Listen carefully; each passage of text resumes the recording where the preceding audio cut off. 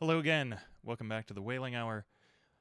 Our internet access continues to be a little unstable, but we'll see what we can do and try and get through 6 chapters this week. All right.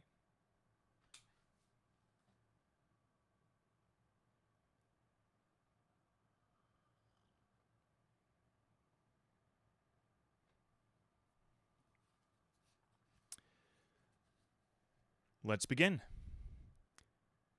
Chapter 74, The Sperm Whale's Head, Contrasted View.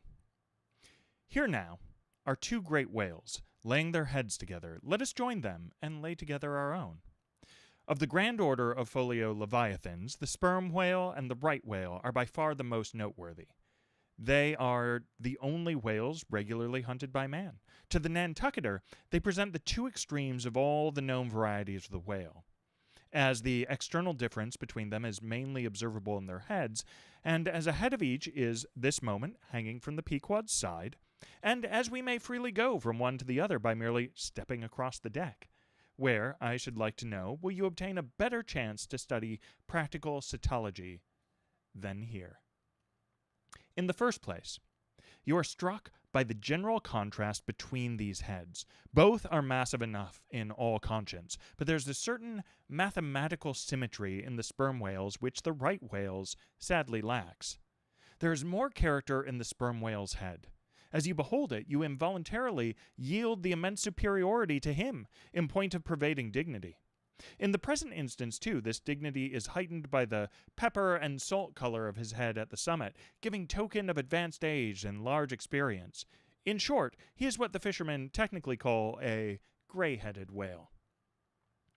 Let us now note what is least dissimilar in these heads, namely the 2 most important organs, the ear and the eye. Far back on the side of the head and low down, near the angle of either whale's jaw, if you narrowly search, you will at last see a lashless eye, which you would fancy to be a young colt's eye, so out of all proportion is it to the magnitude of the head. Now, from this peculiar sideway position of the whale's eyes, it is plain that he can never see an object which is exactly a head, no more than he can one exactly a stern. In a word, the position of the whale's eyes corresponds to that of a man's ears, and you may fancy for yourself how it would fare with you did you sideways survey objects through your ears. You would find that you could only command some 30 degrees of vision in advance of the straight sideline of sight, and about 30 more behind it. If your bitterest foe were walking straight towards you with dagger uplifted in broad day, you would not be able to see him, any more than if he were stealing upon you from behind. In a word, you would have 2 backs, so to speak, but at the same time also 2 fronts, side fronts. For what is it that makes the front of a man? What, indeed, but his eyes? Moreover, while in most other animals that I can now think of, the eyes are so planted as imperceptibly to blend their visual power so as to produce 1 picture and not 2 to the brain, the peculiar position of the whale's eyes, effectually divided as they are by many cubic feet of solid head, which towers between them like a great mountain separating 2 lakes and valleys, this, of course, must wholly separate the impression which each independent organ imparts. The whale, therefore, must see 1 distinct picture on this side and another picture on that side, while all between must be profound darkness and nothingness to him. Man may, in effect, be said to look out the world from a sentry box with 2 joined sashes for his window, but with the whale, these 2 sashes are separately inserted, making 2 distinct windows, but sadly impairing the view.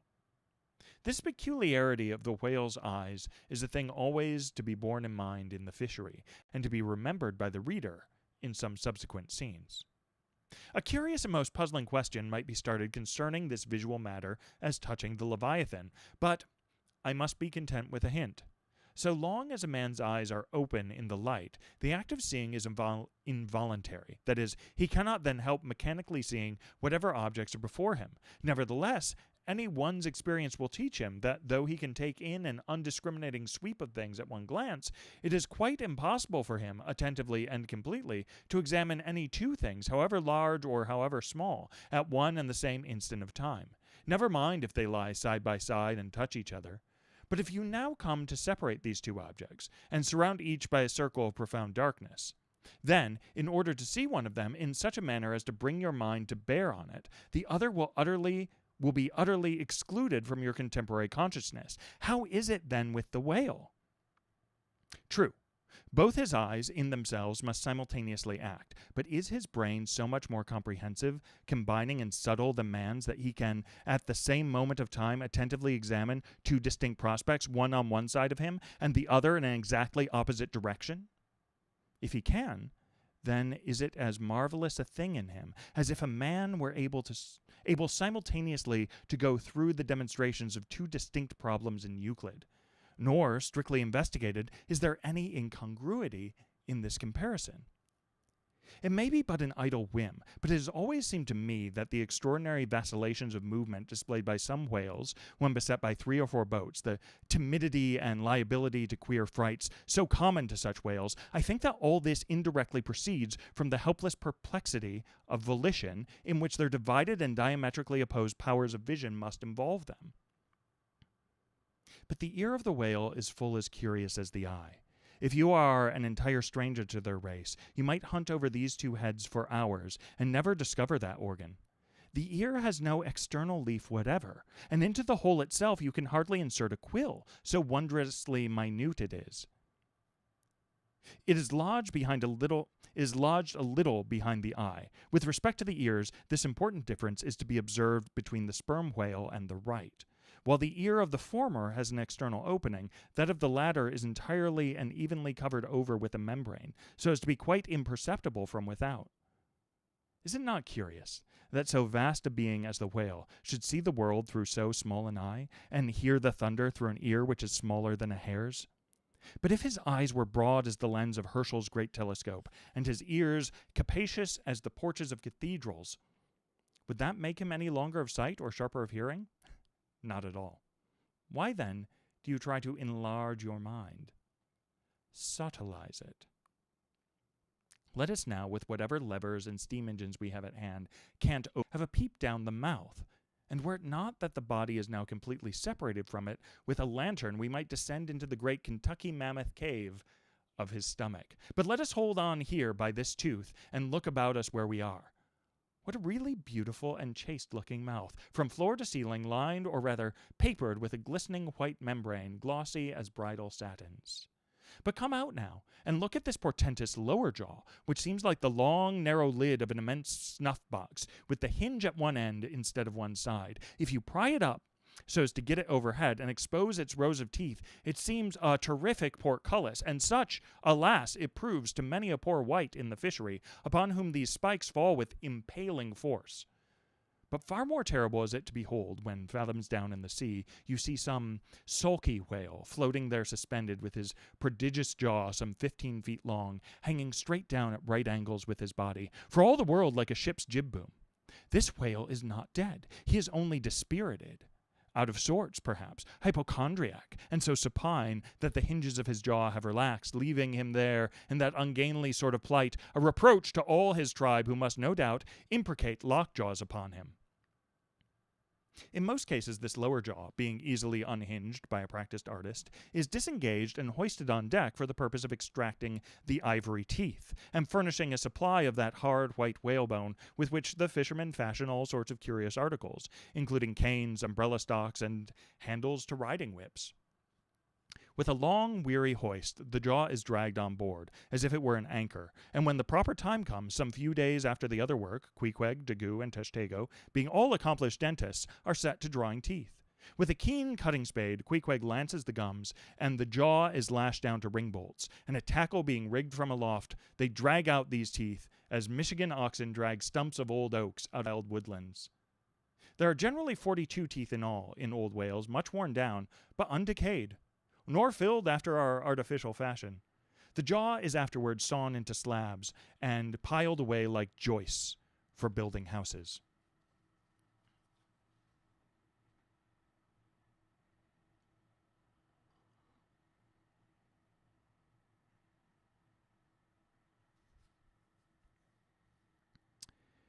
We froze there for a second and dropped some frames, but I'm hoping the audio continued. I will review when we're done and see if that was true. But for now, Chapter 75, The Right Whale's Head, Contrasted View. Crossing the deck, let us now have a good long look at the right whale's head. As in general shape, the noble sperm whale's head may be compared to a Roman war chariot, especially in front, where it's so broadly rounded. So, at a broad view, the right whale's head bears a rather inelegant resemblance to a gigantic galliot-toed shoe.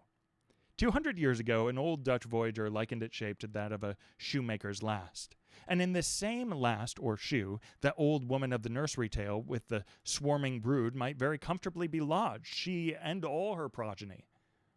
But as you come nearer to this great head, it begins to assume different aspects, according to your point of view. If you stand on its summit and look at these two F-shaped spout holes, you would take the whole head for enormous bass viol, and these spiracles, the apertures in its sounding board. Then again, if you fix your eye upon this strange crested, comb-like incrustation at the top of the mast, this green barnacled thing which the Greenlanders call the crown, and the southern fishers the bonnet of the right whale, fixing your eyes solely on this, you would take the head for the trunk of some huge oak, with a bird's nest in its crotch.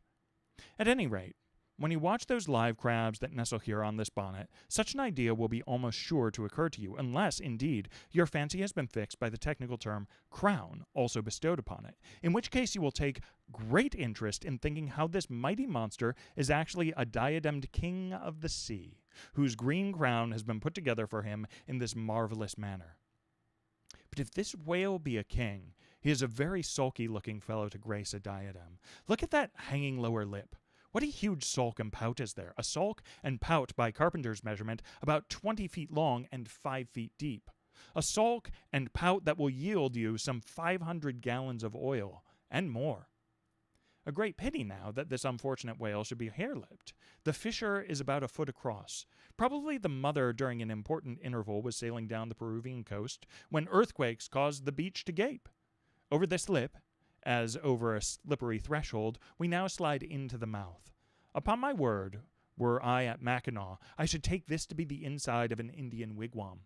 Good Lord, is this the road that Jonah went? The roof is about 12 feet high and runs to a pretty sharp angle as if there were a regular ridgepole there, while these ribbed, arched, hairy sides present us with those wondrous half-vertical, scimitar-shaped slats of whalebone, say 300 on a side, which, depending from the upper part of the head or crown bone, form those Venetian blinds which have elsewhere been cursorily mentioned. The edges of these bones are fringed with hairy fibers, through which the right whale strains the water, and in whose intricacies he retains the small fish, when open-mouthed he goes through the seas of brit in feeding time. In the central blinds of bone, as they stand in their natural order, there are certain curious marks, curves, hollows, and ridges, whereby some whalemen calculate the creature's age, as the age of an oak by its circular rings. Though the certainty of this criterion is far from demonstrable, yet it has the savor of analogical probability. At any rate, if we yield to it, we must grant a far greater age to the right whale than at first glance will seem reasonable. In old times, there seems to have prevailed the most curious fancies concerning these blinds. One voyager in Purchas calls them the wondrous whiskers inside the whale's mouth. Footnote. This reminds us the right whale really has a sort of whisker, or rather a mustache, consisting of a few scattered white hairs on the upper part of the outer end of the lower jaw. Sometimes these tufts impart a rather brigandish expression to his otherwise solemn countenance. Another voyager calls them hog's bristles. A third old gentleman in Hakluyt uses the following elegant language. There are about 250 fins growing on each side of his upper chop, which arch over his tongue on each side of his mouth. As everyone knows, these same hog's bristles, fins, whiskers, blinds, or whatever you please, furnish to the ladies their busks and other stiffening contrivances. But in this particular, the demand has long been on the decline. It was in Queen Anne's time that the bone was in its glory, the farthingale being then all the fashion. And as those ancient dames moved about gaily, though in the jaws of the whale, as you may say, even so, in a shower, with the like thoughtlessness, do we nowadays fly under the same jaws for protection, the umbrella being a tent spread over the same bone. But now, forget all about blinds and whiskers for a moment, and, standing in the right whale's mouth, look around you afresh. Seeing all these colonnades of bones so methodically ranged about, Would you not think you were inside the great Haarlem organ and gazing upon its 1,000 pipes? For a carpet to the organ we have a rug of the softest turkey, the tongue, which is glued, as it were, to the floor of the mouth. It is very fat and tender, and apt to tear in pieces in hoisting it on deck. This particular tongue now before us, at a passing glance I should say it was a 6-barreler, that is, it will yield you about that amount of oil. Ere this, you must have plainly seen the truth of what I have started with, that the sperm whale and the right whale have almost entirely different heads. To sum up, then, in the right whales, there is no great well of sperm, no ivory teeth at all, no long, slender mandible of lower jaw like the sperm whales. Nor, in the sperm whale, are there any of those blinds of bone, no huge lower lip, and scarcely anything of a tongue. Again, the right whale has 2 external spout holes, the sperm whale only 1. Look your last now on these venerable hooded heads while they lie together, for one will soon sink, unrecorded, in the sea. The other will not be very long in following. Can you catch the expression of the sperm whales there? It is the same he died with, only some of the longer wrinkles in the forehead seem now faded away. I think his broad brow to be full of a prairie placidity, born of a speculative indifference as to death. But mark the other head's expression. See that amazing lower lip, pressed by accident against the vessel's side so as firmly to embrace the jaw? Does not this whole head seem to speak of an enormous practical resolution in facing death? This right whale I take to have been a Stoic. The sperm whale, a Platonian, who might have taken up Spinoza in his later years.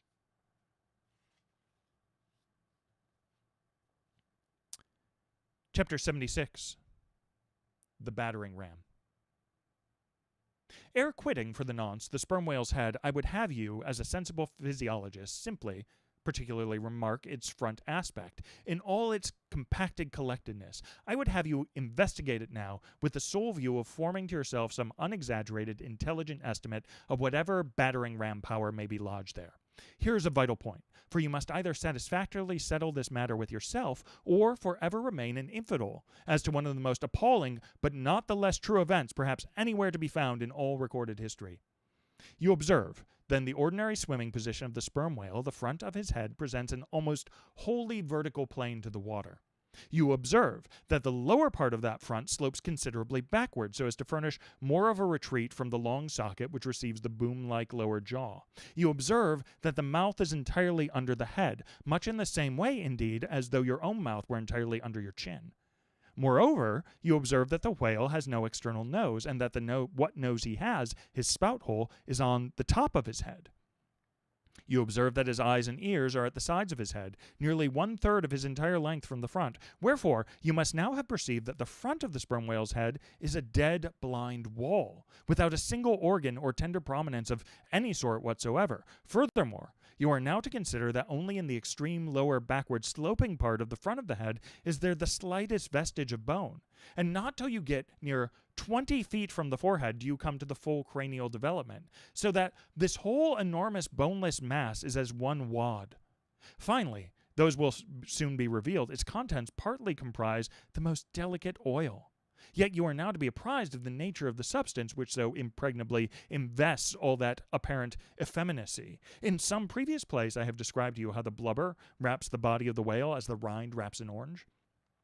Just so with the head, but with this difference about the head, this envelope, though not so thick, is of a boneless toughness, inestimable by any man who has not handled it.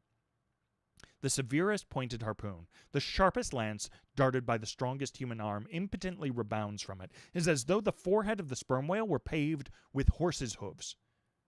I do not think that any sensation lurks within it. Bethink yourself also of another thing. When 2 large loaded Indiamen chance to crowd and crush towards each other in the docks, what do the sailors do? They do not suspend between them, at the point of coming contact, and any merely hard substance like iron or wood. No, they hold there a large round wad of tow and cork, enveloped in the thickest and toughest of oxhide, that, bravely and uninjured, takes the jam which would have snapped all their oaken handspikes and iron crowbars. By itself this sufficiently illustrates the obvious fact I drive at.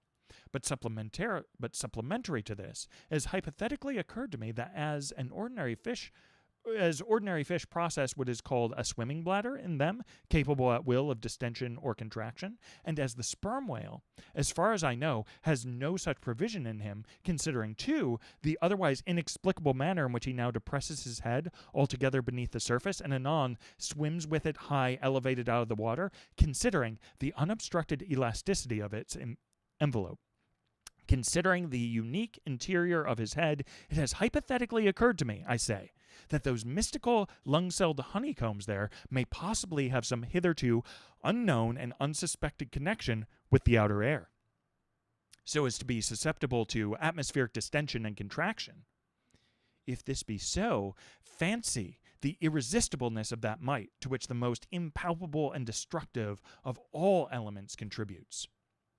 Now, mark, unerringly impelling this dead, impregnable, uninjurable wall, and this most buoyant thing within, there swims behind it a mass of tremendous life, only to be adequately estimated as piled wood is, by the cord, and all obedient to one volition as the smallest insect, so that when I shall hereafter detail to you all the specialities and concentrations of potency everywhere lurking in this expansive monster, when I shall show you some of his more inconsiderable braining feats, I trust you will have renounced all ignorant incredulity and be ready to abide by this, that though the sperm whale stove a passage through the Isthmus of Darien and mixed the Atlantic with the Pacific, you would not elevate one hair of your eyebrow. For unless you own the whale, you are but a provincial and sentimentalist in truth. But clear truth is a thing for salamander giants only to encounter. How small the chances for the provincials, then? What befell the weakling youth, lifting the dread goddess's veil at Sais?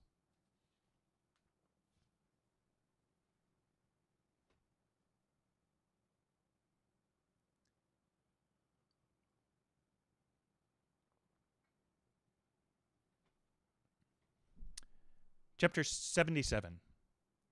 The Great Heidelburgh Tun. Now comes the bailing of the case. But to comprehend it aright, you must know something of the curious internal structure of the thing operated upon.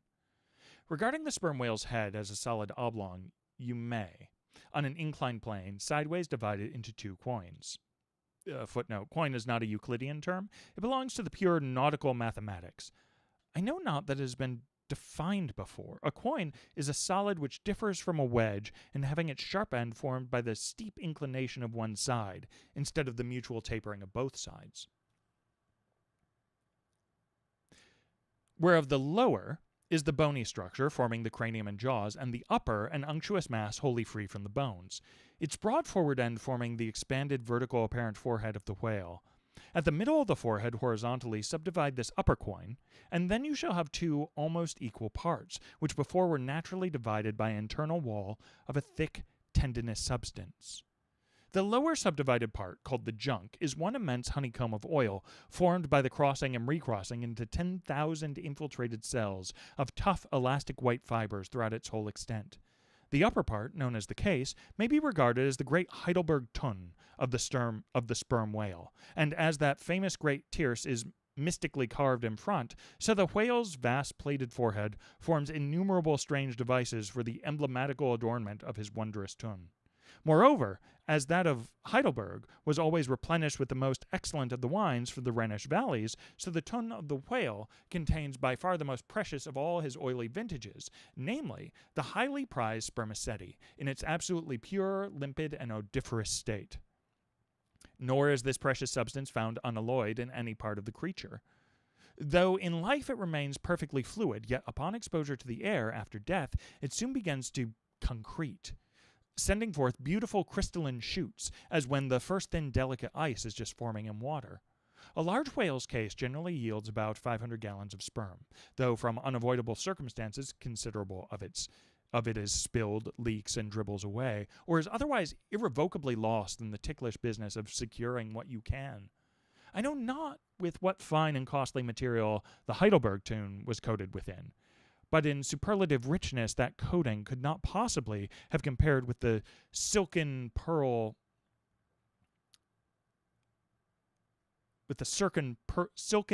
pearl-colored membrane, like the lining of a fine pelisse, forming the inner surface of the sperm whale's case.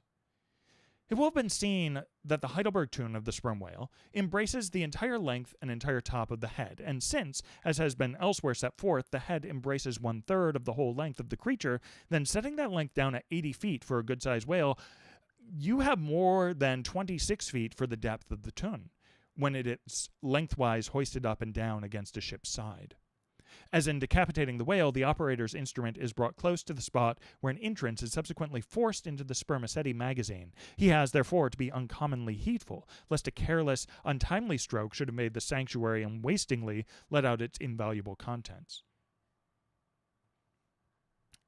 It is this decapitated end of the head also which is at last elevated out of the water and retained in that position by the enormous cutting tackles whose hemping combinations on one side make quite a wilderness of ropes in that quarter. Thus much being said, attend now, I pray you, to that marvelous and, in this particular instance, almost fatal operation whereby the sperm whale's great Heidelburgh tune is tapped.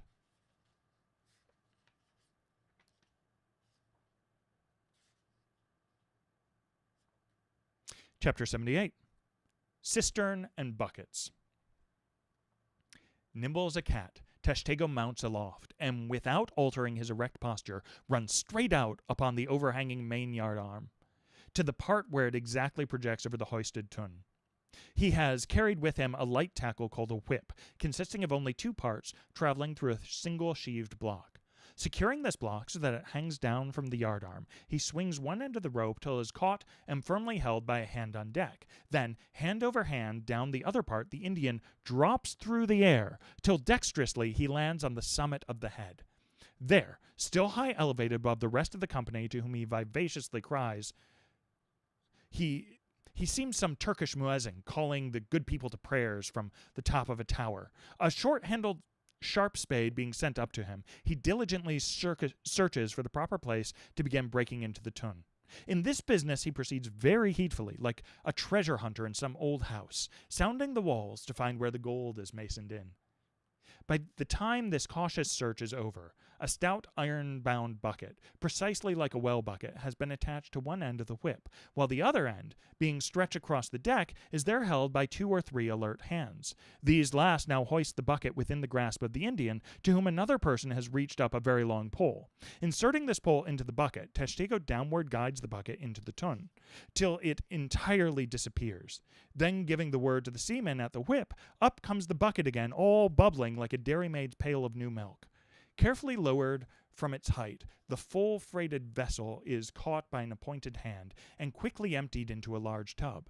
Then, remounting aloft, it again goes through the same round until the deep cistern will yield no more. Towards the end, Tashtego has to ram his long pole harder and deeper into the tun until some 20 feet of the pole have gone down.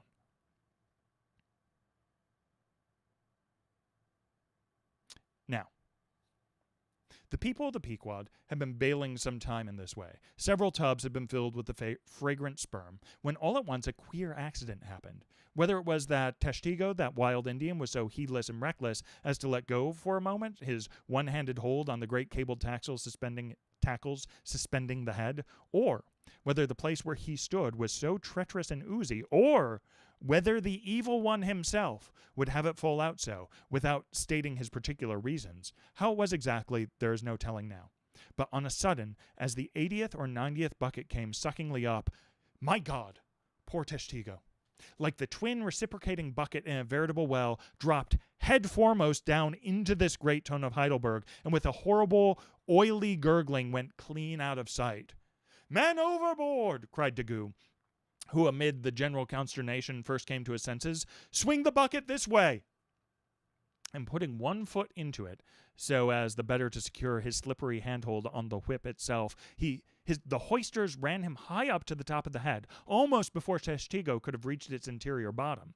Meantime, there was a terrible tumult. Looking over the side, they saw the before lifeless head throbbing and heaving just below the surface of the sea, as if that moment seized with some momentous idea, whereas it was only the poor Indian, unconsciously revealing by those struggles the perilous depth to which he had sank. At this instant, while Daggoo, on the summit of the head, was clearing the whip, which had somehow got foul of the great cutting tackles, a sharp cracking noise was heard, and to the unspeakable horror of all, one of the two enormous hooks suspending the head tore out. With a vast vibration of the enormous mass, sideways swung till the drunk ship reeled and shook as if smitten by an iceberg. The one remaining hook, upon which the entire strain now depended, seemed every instant to be on the point of giving way, an event still more likely from the violent motions of the head. "Come down! Come down!" yelled the seaman to Daggoo, but with one hand holding on to the heavy tackles, so that if the head should drop, he would still remain suspended.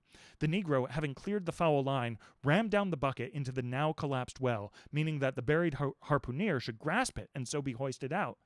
"In heaven's name, man!" cried Stubb. "Are you ramming home a cartridge there? Avast! How will that help him? Jamming that iron-bound bucket on top of his head. Avast, will ye?" "Stand clear of the tackle!" cried a voice like the bursting of a rocket. Almost in the same instant, with a thunder boom, the enormous mass dropped into the sea, like Niagara's Table Rock into the whirlpool. The suddenly relieved hull rolled away from it to far down her glittering copper. And all caught their breath, as half-swinging now over the sailors' heads, now over the water, Daggoo, through a thick mist of spray, was dimly beheld clinging to the pendulous tackles, while poor buried alive Tashtego was sinking utterly down to the bottom of the sea.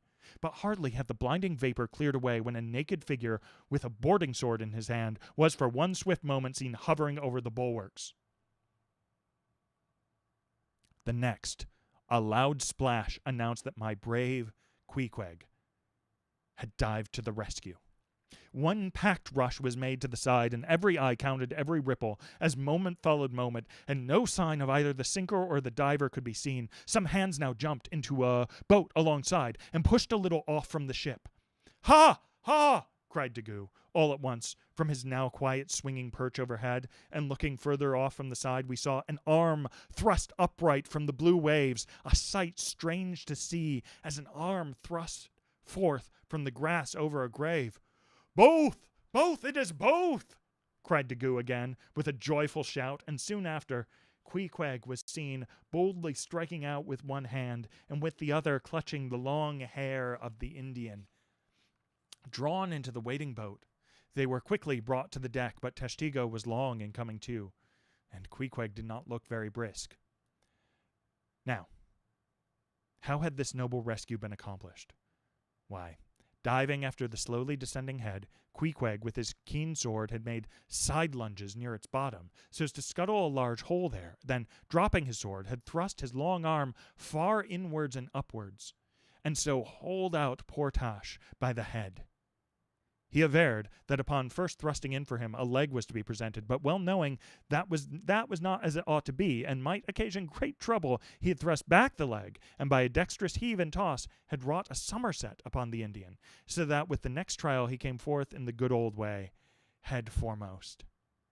As for the great head itself, that was doing as well as could be expected. And thus, through the courage and great skill and obstetrics of Queequeg, the deliverance, or rather delivery, of Tashtego was successfully accomplished. In the teeth, too, of the most untoward and apparently hopeless impediments, which is a lesson by no means to be forgotten. Midwifery should be taught in the same course with fencing and boxing, riding and rowing.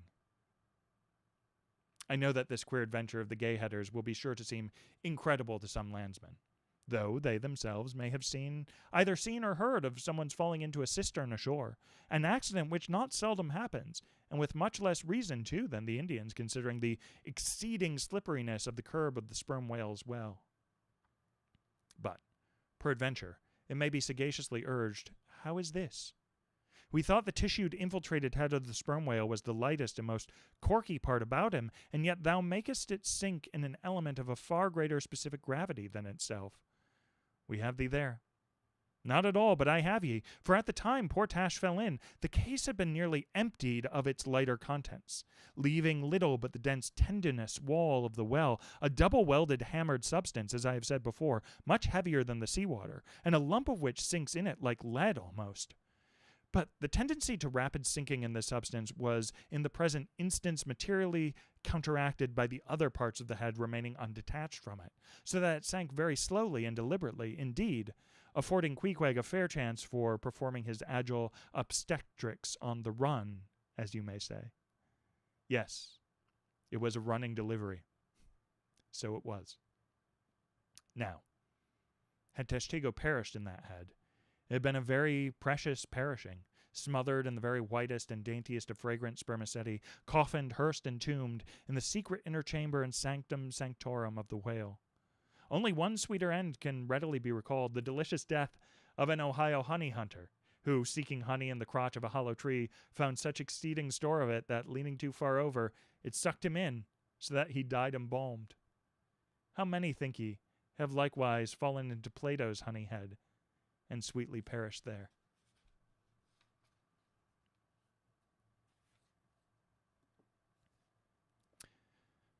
Chapter 79, The Prairie.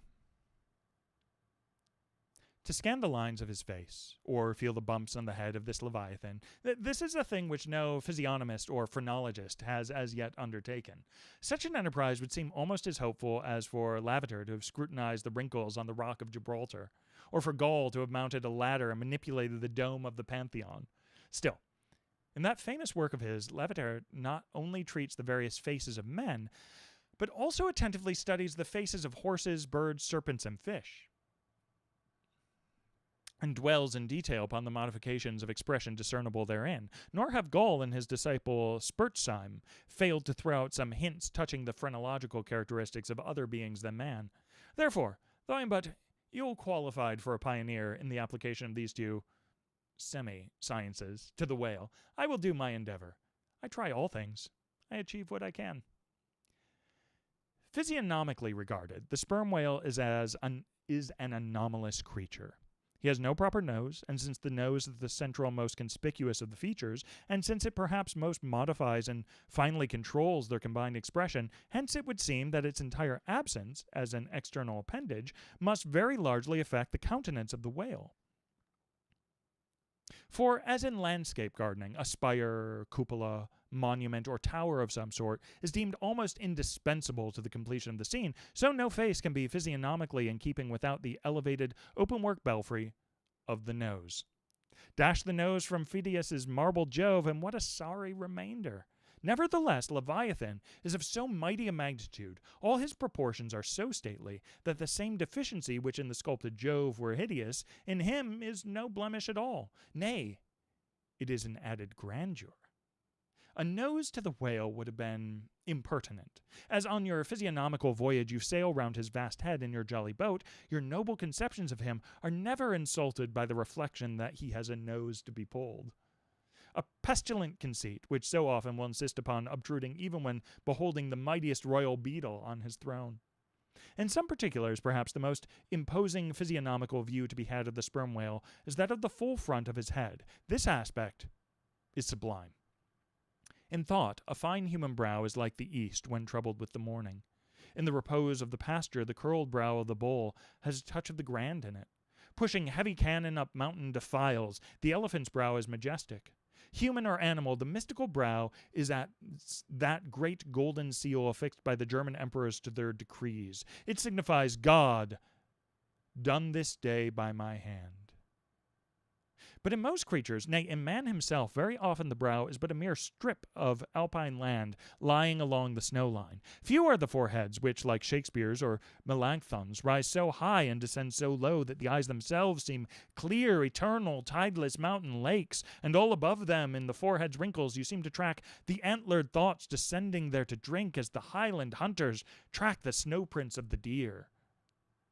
But in the great sperm whale, this high and mighty godlike dignity inherent in the brow is so immensely amplified that gazing on it in that full front view, you feel the deity and the dread powers more forcibly than in beholding any other object in living nature. For you see no one point precisely. Not one distinct feature is revealed. No nose, eyes, ears, or mouth. No face. He has none proper. Nothing but that one broad firmament of a forehead pleated with riddles, dumbly lowering with the doom of boats and ships and men. Nor in profile does this wondrous brow diminish, though that way viewed its grandeur does not domineer upon you so. In profile you plainly perceive that horizontal, semi-crescentic depression in the forehead's middle, which, in man, is Lavater's mark of genius. But how? Genius in the sperm whale? Has the sperm whale ever written a book, spoken a speech? No, his great genius is declared in his doing nothing particular to prove it. It is moreover declared in his pyramidical silence. And this reminds me that had the great sperm whale been known to the young Orient world, he would have been deified by their child Magian thoughts. They deified the crocodile of the Nile because the crocodile is tongueless, and the sperm whale has no tongue, or at least it is so exceedingly small as to be incapable of protrusion. If hereafter any highly cultured poetical nation shall lure back to their birthright the merry May-Day gods of old, and livingly enthrone them again in the now egotistical sky, in the now unhaunted hill, then be sure, exalted to Jove's high seat, the great sperm whale shall lord it. Champollion deciphered the wrinkled granite hieroglyphics. But there's no Champollion to decipher the Egypt of every man's and every being's face. Physiognomy, like every other human science, is but a passing fable. If, then, Sir William Jones, who read in 30 languages, could not read the simplest peasant's face in its profounder and more subtle meanings, how may unlettered Ishmael hope to read the awful Chaldee of the sperm whale's brow? I but put that brow before you. Read it, if you can. Chapter 80. The Nut. If the sperm whale be physiognomically a sphinx, to the phrenologist his brain seems that geometrical circle which is impossible to square. In the full-grown creature the skull will measure at least 20 feet in length, unhinge the lower jaw, and the side view of this skull is as the side view of a moderately inclined plane resting throughout on a level base. But in life, as we have elsewhere seen, this inclined plane is angularly filled up, and almost squared by the enormous superincumbent mass of the junk and sperm. At the high end of the skull forms a crater to bed that part of the mass, while under the long floor of this crater, in another cavity seldom exceeding 10 inches in length and as many in depth, reposes the mere handful of this monster's brain. The brain is at least 20 feet from his apparent forehead in life. It is hidden away by its vast outerworks, like the innermost citadel within the amplified fortifications of Quebec. So like a choice casket, it is secreted in him, that I have known some whalemen who peremptorily deny that the sperm whale has any other brain than that palpable semblance of one formed by the cubic yards of his sperm magazine. Lying in strange folds, courses, and convolutions, to their apprehensions, it seems more in keeping with the idea of his general might to regard that mystic part of him as the seat of his intelligence. It is plain, then, that phrenologically the head of this Leviathan in the creature's living intact state is an entire delusion.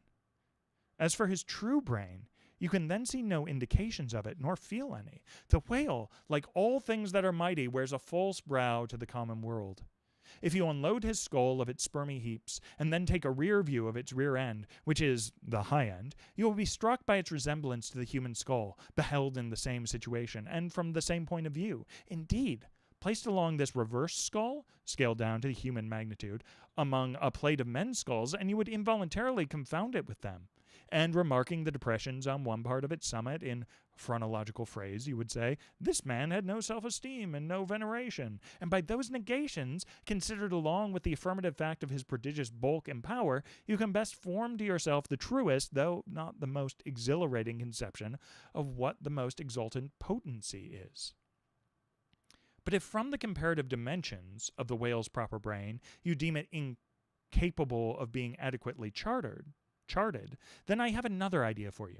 If you attentively regard almost any quadruped spine, you will be struck with the resemblance of its vertebrae to a strung necklace of dwarf skulls, all bearing rudimental resemblance to the skull proper. It is a German conceit that the vertebrae are absolutely undeveloped skulls. But the curious external resemblance, I take it, the Germans were not the first men to perceive. A foreign friend once pointed it out to me in the skeleton of a foe he had slain, and with the vertebrae of which he was inlaying in a sort of basso relievo the beaked prow of his canoe. Now, I consider that the phrenologists have omitted an important thing in not pushing their investigations from the cerebellum through the spinal canal, for I believe that much of a man's character will be found betokened in his backbone. I would rather feel your spine than your skull, whoever you are. A thin joist of a spine never yet upheld a full and noble soul. I rejoice in my spine, as in the firm, audacious staff of the flag which I fling half out to the world. Apply this spinal branch of phrenology to the sperm whale. His cranial cavity is continuous with the first neck vertebra, and in that vertebra, the bottom of the spinal canal will measure 10 inches across, being 8 in height and of a triangular figure with the base downwards. As it passes through the remaining vertebrae, the canal tapers in size, but for a considerable distance remains of large capacity. Now, of course, this canal is filled with much the same strangely fibrous substance, the spinal cord, as the brain, and directly communicates with the brain. And what is still more, for many feet after emerging from the brain's cavity, the spinal cord remains of an undecreasing girth, almost equal to that of the brain. Under all these circumstances, would it be unreasonable to survey and map out the whale's spine phrenologically? For viewed in this light, the wonderful comparative smallness of his brain proper is more than compensated by the wonderful comparative magnitude of his spinal cord. But leaving this hint to operate as it may with the phrenologist, I would merely assume the spinal theory for a moment in reference to the sperm whale's hump. This august hump, if I mistake not, rises over the larger vertebrae, and is therefore, in some sort, the outer convex mold of it. From its relative situation, then, I should call this high hump the organ of firmness or indomitableness in the sperm whale. And that the great monster is indomitable, you will yet have reason to know. All right, I think we've done it.